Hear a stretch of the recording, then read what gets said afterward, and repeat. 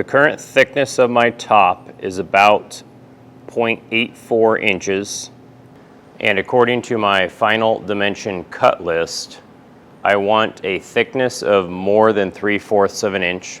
So I should be able to send both sides through the wide belt sander, first beginning at 0.84 inches, and then bringing the sander down 1/100th inch at a time until both surfaces are perfect. I anticipate finishing with a thickness of 0.80 inches, which will allow me to fall within that specification of it being more than 3/4 of an inch.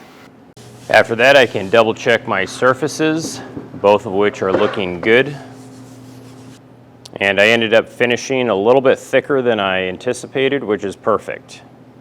And if I place that into position, I'm also looking really nice. I have just a little bit of movement that will help with the clearance of this opening and closing.